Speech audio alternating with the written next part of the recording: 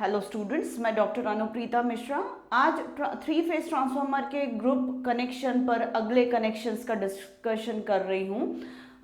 मैं आज star star 180 degree या स्टार स्टार 6 वाला फॉलो कर रही हूँ। मैं स्लो पेस पर चल रही हूँ ताकि स्टूडेंट्स को आसानी से समझ में आ जाए। एक ही वीडियो में 40-45 मिनट का वीडियो लेकर मैं सारे के सारे कनेक्शंस एक साथ डिस्कस करने में इसलिए इंटरेस्टेड नहीं हूँ क्योंकि स्टूडेंट्स की ग्रास्पिंग धीरे धीरे हो। और साथ में जब एक पर्टिकुलर कनेक्शन पर बात करती हूँ तो मुझे वोल्टेज रेशो, एक्चुअल ट्रांसफार्मर्स का कनेक्शन डायग्राम, फेजर डायग्राम और जो अपना ओरिएंटेशन डायग्राम है वाइंडिंग्स का, वो सारे एक साथ ही डिस्कस करने रहते हैं, तो स्पीड थोड़ी स्लो रहेगी। अब मैं आपको ये बता दूं कि स्टार स्टार कनेक्शन कहाँ पर फॉलो किया जाता है, या दोनों में से प्राइमरी या सेकेंडरी में से एक स्टार क्यों रखी जाती है। स्टार कनेक्शन जो है, अगर हम सिर्फ 3 फेज और 3 वायर सिस्टम लेते हैं, ये न्यूट्रल ग्राउंडिंग नहीं देते हैं अगर, तो थ्री फेज और 3 वायर सिस्टम, 3 फेज और 3 वायर सिस्टम को अगर हम फॉलो करते हैं तो ये हम प्राइमरी या सेकेंडरी साइड में या दोनों तरफ तभी फॉलो करते हैं जब हमें पूरा कंफर्मेशन हो कि सिर्फ बैलेंस्ड लोड ही लगेगा या बैलेंस्ड करंट ही बहेगा। पर अगर अनबैलेंसिंग के चांसेस हैं या फॉल्ट के चांसेस हैं, और वो कभी भी हो सकते हैं, तो हम यहाँ पर न्यूट्रल वायर सॉलिड वाला दे देते हैं स्टार कनेक्शन के साथ। वजह यह है कि जब फॉल्ट करंट बहता है तो फॉल्ट की कंडीशन में, फॉल्ट एनालिसिस में सीनियर स्टूडेंट्स, थर्ड ईयर और फाइनल ईयर के बच्चे, उन्होंने पढ़ा होगा या जो इंजीनियरिंग कर चुके उन्हें मालूम होगा कि एक जीरो सीक्वेंस करंट फ्लो होता है, या फिर अनबैलेंसिंग के केस में थर्ड हार्मोनिक करंट फ्लो होता है। तो थर्ड हार्मोनिक करंट या जीरो सीक्वेंस करंट जो होता है वो अगर उनके फ्लो होने का रास्ता दे दे अपन, तो फिर ये सेगमेंट जो है वो अनबैलेंस नहीं हो पाता है, ये लगभग बैलेंस बना रहता है तीनों फेजेस में, वोल्टेज भी और करंट भी। तो जीरो सीक्वेंस करंट या थर्ड हार्मोनिक करंट के बहने का रास्ता कौन, रिटर्न पाथ कौन बनता है? Solid ground, neutral point. अब अगर हम इसके अलावा डिस्ट्रीब्यूशन ट्रांसफार्मर्स जो रहते हैं, वो डिस्ट्रीब्यूशन ट्रांसफार्मर्स की सेकेंडरी भी जो इंडस्ट्री से कनेक्ट होने वाला, मतलब जिस पर्टिकुलर डिस्ट्रीब्यूशन ट्रांसफार्मर की सेकेंडरी से इंडस्ट्री को पावर ट्रांसमिट हो रही है, या डिस्ट्रीब्यूशन ट्रांसफार्मर की सेकेंडरी से पावर घरों में जा रही रेसिडेंशियल एरिया में, तो वहाँ पर हम सेकेंडरी जो है वो स्टार कनेक्शन की देते हैं, क्योंकि स्टार कनेक्शन में हम न्यूट्रल ग्राउंड भी देते हैं और फिर ये फेज और न्यूट्रल के बीच में एक टाइप का सर्किट देते हैं।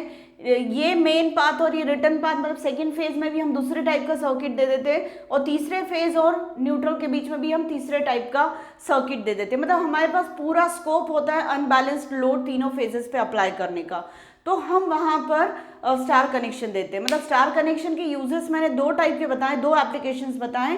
एक तो ये कि जब हमें थर्ड हार्मोनिक, मतलब स्टार कनेक्शन देंगे तो आप न्यूट्रल दे दीजिए, क्योंकि वहाँ पे अगर किसी भी टाइप की अनबैलेंसिंग होती है, मतलब पावर यहाँ पर वोल्टेजेस अलग अलग होंगे और करंट्स अलग अलग होंगे, तो फिर थर्ड हार्मोनिक करंट के बहने के लिए रास्ता ही न्यूट्रल बन जाता है, या फॉल्ट की कंडीशन में जीरो सीक्वेंस करंट के फ्लो होने के लिए ये रिटर्न पाथ दे देता है न्यूट्रल ग्राउंड। तो उन हालातों में हम स्टार कनेक्शन यूज करते हैं। और दूसरा यूज क्या है स्टार कनेक्शन का? डिस्ट्रीब्यूशन ट्रांसफार्मर की सेकेंडरी हमेशा स्टार कनेक्शन में ही दी जाती है, ताकि इंडिविजुअल फेज और न्यूट्रल ग्राउंडेड जो होता है उसके बीच में हम एक एक टाइप का सर्किट लगा के तीनों फेजेस में विथ न्यूट्रल हम एक अलग अलग टाइप के सर्किट्स दे सकते हैं। मतलब अनबैलेंस्ड, इंटेंशनल अनबैलेंसिंग हम क्रिएट कर सकते हैं। अब हम समझ लेते हैं कि स्टार स्टार 6 या स्टार स्टार 180 डिग्री क्या है। 3 फेज ट्रांसफार्मर में अभी तो मैं बिना न्यूट्रल के ही आपको समझाती हूँ। जब एक्चुअली न्यूट्रल वायर लगाना कोई बहुत बड़ा टास्क नहीं है, वो लगा के तो हम सर्किट कनेक्शन आगे कर सकते हैं, वो एक प्रिकॉशनरी मेजर उसके थ्रू हम फॉलो करते हैं। अब यहाँ पर 3 ट्रांसफार्मर से ए, बी और सी, तीनों की प्राइमरी सेकेंडरीज जो है वो किस पैटर्न में कनेक्टेड रहेगी, वो मैं इस स्कीमेटिक डायग्राम से या ओरिएंटेशन डायग्राम से समझ सकती हूँ। फर्स्ट ट्रांसफार्मर ए जो है उसकी प्राइमरी A1 A2 यहाँ है, तो मुझे 180 डिग्री फेज डिफरेंस चाहिए इस प्राइमरी के प्राइमरी के अक्रॉस जो वोल्टेज मैं दे रही हूँ और सेकेंडरी में जो इंड्यूस होने वाला वोल्टेज है वो एग्जैक्टली इसके साथ 180 डिग्री फेज डिफरेंस पर रहे, ऐसा कनेक्शन मैं क्रिएट करना चाहती हूँ। तो मैंने A1 A2 को इस तरीके से रखा है और A2 से ही B2 B1 कनेक्ट किया, मतलब B2 C2 A2 तीनों को मैंने कॉमनली कनेक्ट किया और न्यूट्रल जनरेट किया और A1 B1 और C1 को मैंने बाहर ले लिया। अब जब मुझे इसके रेफरेंस में सेकेंडरी में 180 डिग्री फेज डिफरेंस का वोल्टेज इंड्यूस करवाना है तो मैं A1 A2 को रख ऐसे ही रही हूँ, मतलब A1 ऊपर है, A1 यहाँ पे भी ऊपर है, A2 मतलब इन वाइंडिंग के ओरिएंटेशन को मैं नहीं चेंज कर सकती क्योंकि ट्रांसफार्मर का बॉक्स तो पूरा का पूरा एक जगह से दूसरी जगह जहाँ भी हम रख के कनेक्शन बना रहे हैं तो दोनों वाइंडिंग्स तो पैरेलल में ही रहेंगे हमेशा, उनके बीच के मैग्नेटिक सर्किट के कनेक्शन को हम नहीं ब्रेक कर रहे हैं। तो ये वाइंडिंग तो हमारी वैसे की वैसे ही बनी रहेगी, सेम ओरिएंटेशन की जैसी मैन्युफैक्चरर ने बना के दी है। तो A1 ऐसा है, A2 ऐसा है और ये A2 कैपिटल ऐसा है और स्मॉल A2 ऐसा है और डॉट भी इनका ये वाला दिया हुआ है। तो यहाँ पर सेकेंडरी में 180 डिग्री का फेज डिफरेंस क्रिएट करने के लिए हम A1 B1 और C1 को हम कॉमनली कनेक्ट करते हैं, पर कीपिंग इन माइंड कि हम ओरिएंटेशन प्राइमरी के जैसा ही रखते हैं, मतलब प्राइमरी के जैसे A1 A2 कैपिटल ऐसा है तो स्मॉल A1 A2 भी उसके पैरेलल में रहेगा, B1 B2 ओरिएंटेशन ऐसा है तो B1 B2 का ओरिएंटेशन भी ऐसा ही रहेगा पैरेलल, C1 C2 ऐसा है तो C1 C2 यहाँ पर भी ऐसा ही रहा, पर यहाँ पर A2 B2 C2 से न्यूट्रल पॉइंट बन रहा है और यहाँ पे A1 B1 C1 से न्यूट्रल पॉइंट बन रहा है। तो चलिए ऐसे कनेक्शन के साथ चेक कर लेते हैं कि 180 डिग्री का फेज डिफरेंस आ भी रहा है कि नहीं आ रहा है। ठीक, अब ये जो सप्लाई साइड है ये line voltage, line to line voltage इसके बीच में दे रहे हैं, CA के बीच में दे रहे हैं, BC के बीच में दे रहे हैं, तो 3 लाइन टू लाइन वोल्टेजेस दे रहे हैं जिसकी वजह से फेज वोल्टेजेस इनके अक्रॉस अपीयर हो जाएंगे। तो इसके अक्रॉस का फेज वोल्टेज जो मैं बोल रही हूँ वो VAN होगा, A हायर पोटेंशियल पर है और N लोअर पोटेंशियल पर है, तो इस वोल्टेज को मैं VAN बोल रही हूँ और A हायर पोटेंशियल पर इस पर है क्योंकि यहाँ पर डॉट लगा है तो मैं मान के चल रही हूँ कि अभी डॉट पर पॉजिटिव पोलैरिटी है, तो अभी के इस इंस्टेंट पे ये पॉजिटिव पोलैरिटी पे और ये नेगेटिव पोलैरिटी पे, तो मेरा VAN का जो फेजर होगा इसको देखते हो मेरा ऊपर की तरफ बनेगा क्योंकि A हायर पोटेंशियल पर है और N जो है वो लोअर पोटेंशियल पर है, तो VAN ऐसा फेजर बनेगा। ठीक है, VBN फेजर ऐसा बनेगा क्योंकि B हायर पोटेंशियल पर है with respect to N, C higher potential पर है विथ रिस्पेक्ट टू N, तो VBN ऐसा बनेगा, VCN ऐसा बनेगा।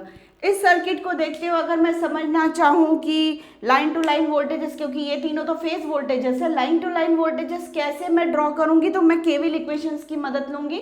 तो VAB जो होगा वो VAN माइनस VBN होगा, तो VAN और VBN माइनस में लिया तो ये मेरा इन दोनों की मदद से मैंने पैरेललोग्राम कंप्लीट किया और इस पैरेललोग्राम का जो डायगोनल होगा वो मेरा VAB हो जाएगा। तो ऐसे ही मैं यहाँ पे VBN और माइनस VCN से VBC बना लूँगी, VCN और माइनस VAN से मैं VCA लाइन वोल्टेज बना लूँगी, वो बन जाएंगे। चलिए अब करंट के बारे में देख लेते हैं। करंट यहाँ से एंटर करेगा और ऐसे फ्लो होगा, मतलब डॉट से करंट एंटर कर रहा है, तो यहाँ पे जो इंड्यूस होने वाला वोल्टेज होगा इसकी वाइंडिंग में सेकेंडरी, इसी की सेकेंडरी वाइंडिंग में इंड्यूस होने वाला जो करंट होगा डॉट से बाहर जाएगा, मतलब ये ऐसे फ्लो होगा। अब यहाँ पे ये करंट ऐसे फ्लो हो रहा है तो चलिए मैं इसके सफिक्सेस को समझ लेती हूँ। जब करंट कैपिटल A से, ये कैपिटल A है, कैपिटल A से N की तरफ बह रहा है तो मैंने करंट का नाम AN दिया है प्राइमरी साइड में, और यहाँ पे करंट डॉट से बाहर जा रहा है तो स्मॉल a से स्मॉल n की तरफ बह रहा है तो मैंने नाम दिया है A to N, ऐसा नाम दिया है, स्मॉल a to n मतलब AN नाम दिया है। तो बाय चांस ये कैपिटल IN और स्मॉल IN जो है वो सेम सफिक्सेस वाले आ रहे हैं, पर एक में डॉट से करंट एंटर होता है और इंड्यूस करंट जो होता है वो डॉट से बाहर जाता है। ठीक है, तो अब मैं यहाँ का VAN वोल्टेज ऐसा दिखाया है, वह उसी के रिस्पेक्ट में मैं यहाँ पर देख लेती हूँ कि मेरे पास कौन कौन सा वोल्टेज है। ये टर्मिनल A है और ये टर्मिनल N है। N हायर पोटेंशियल पर है क्योंकि डॉट N पर है, तो N पॉजिटिव होगा ज़्यादा A से, या ये कहो N पॉजिटिव और A निगेटिव है, तो मेरा जो वोल्टेज ऐसा वाला बनेगा उसका नाम होगा VNA। ये इसके साथ मिक्स हो रहा है, VNA नाम बनेगा। N is at higher potential, A is at lower potential. Voltages के सफिक्स में पहला सफिक्स वो होता है जो हायर पोटेंशियल पर है और दूसरा वो होता है जो लोअर पोटेंशियल पर है।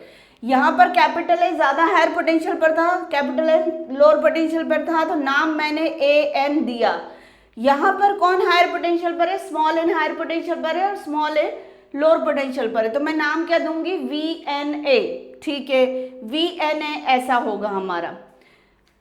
अब VAN ऐसा है और VNA ऐसा है, तो अगर मैं VAN स्मॉल वाला देखना चाहूँ तो एग्जैक्टली इसके पीछे मैं ये वाले वोल्टेज को बना रही हूँ, ये वाले वोल्टेज को एग्जैक्टली इसके पीछे 180 डिग्री पे मैं VNA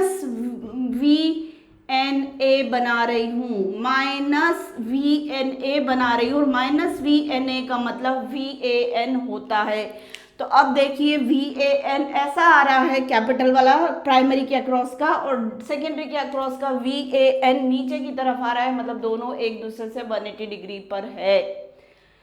साथ में हम करंट्स को भी देख लेते हैं। यहाँ से बहने वाला करंट अभी जो मैंने बताया कि जिस पॉइंट से जिसकी तरफ बहता है उस हिसाब से सफिक्स का सीक्वेंस देते हैं करंट में, तो वो VA कैपिटल N कैपिटल ऐसा सीक्वेंस चल रहा है, और यहाँ पे भी small a to small n current बह रहा है, तो A पहले लिखा N बाद में लिखा। ठीक है, इस करंट को मैं VAN के साथ 5 एंगल पर लैगिंग बनाऊंगी, और वो करंट मेरा कौन सा है? IAN है। और यहाँ पे IAN स्मॉल लेटर वाले करंट को मैं VNA के साथ 5 एंगल पर बनाऊंगी, तो वो मैंने बना लिया। उसके बाद मैं VAN ये है तो IAN ये है तो IAN ये है तो INA जस्ट इसके माइनस साइन के साथ होगा, तो वो पीछे आ जाए। तो VNA के साथ IAN जो है वो 5 एंगल पर है, तो सिमिलरली VAN के साथ INA जो होगा वो भी 5 एंगल पर होगा, पर 180 डिग्री आउट ऑफ फेज होगा। तो इसी तरीके से VAN के साथ मैं VBN बना लूंगी, VCN बना लूंगी, IBN करंट बना लूंगी, ICN करंट बना लूंगी। ऐसे ही मैं यहाँ पर INA करंट बना सकती हूँ, बना चुकी हूँ। VBN करंट बना लूंगी, VCN करंट बना लूंगी। वोल्टेजेस भी मैं VAN, VBN, VCN तीनों वोल्टेजेस को दिखा सकती हूँ, तीनों लाइन टू लाइन वोल्टेजेस को दिखा सकती हूँ, सब कुछ मैं इस पर दिखा सकती हूँ, पर थोड़ा सा क्लमजी हो जाएगा, इसलिए मैं यहाँ पर जैसे VAB बता दिया है मैंने। VAB किससे बन रहा है? VBN और VAN से, -VBN से और VAN से मैंने ये line to line voltage VAB बता दिया। पर KVL इक्वेशन कौन सी सेकेंडरी की, ये मैंने रियलाइज करवा दी फेजर डायग्राम पर, इन दोनों को नहीं करवाया। इसे मैंने रियलाइज करवा दिया, इन दोनों को नहीं करवाया। ऐसे ही IAN, IBN और ICN करंट लिया है मैंने, IAN करंट को रियलाइज करवाया और INA को करवाया, INB को नहीं करवाया। वो आप बना सकते हैं उसके पर्टिकुलर वोल्टेज के साथ एंगल डिफरेंस पर। मतलब मैं यहाँ पर दिखा सकती हूँ INB, यहाँ पर दिखा सकती हूँ INC, और एंगल डिफरेंस कितना होगा? 5 एंगल डिफरेंस होगा।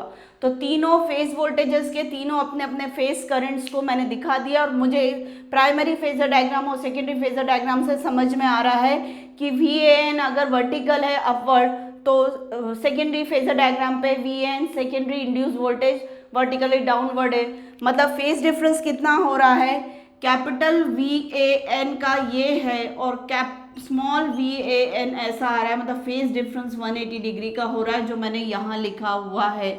यही हम चाहते थे कि हमारे इस पर्टिकुलर स्टार स्टार कनेक्शन से 6 o'clock वाला या 180 डिग्री वाला पर्पस सॉर्ट आउट हो जाए प्राइमरी और सेकेंडरी वोल्टेजेस के बीच में, तो वो हो गया।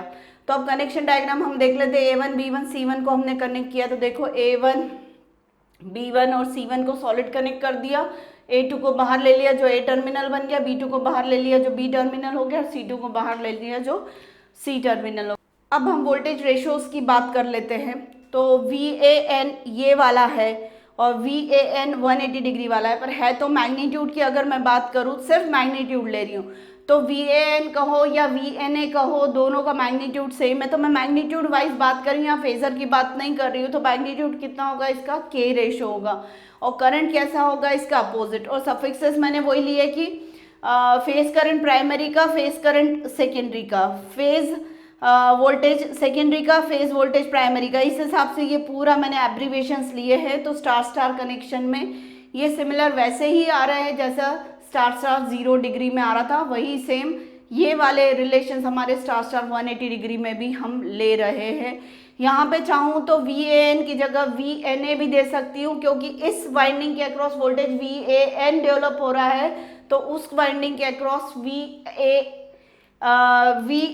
हो रहा है, तो उस वाइंडिंग के अक्रॉस VNA हो रहा है। तो दोनों 180 डिग्री पर है, पर मुझे तो रेशियो जब K निकालना है तो वो मुझे मैग्नीट्यूड अपॉन मैग्नीट्यूड का लेना है। तो VAN बोलो स्मॉल या VNA स्मॉल बोलो, बात एक ही है।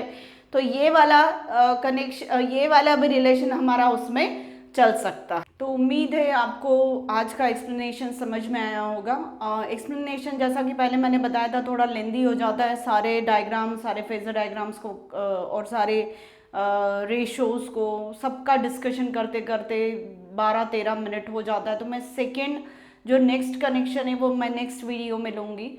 तो आज का अगर वीडियो पसंद आए तो प्लीज़ तुरंत लाइक कर दीजिए और मेरे चैनल को सब्सक्राइब करिए और वीडियोस को ज़्यादा से ज़्यादा शेयर करिए, ताकि दूसरे स्टूडेंट्स इलेक्ट्रिकल इंजीनियरिंग के जो पास आउट भी हो चुके हैं वो लोग फ़ायदा उठा सके। तो please keep on watching. Thank you.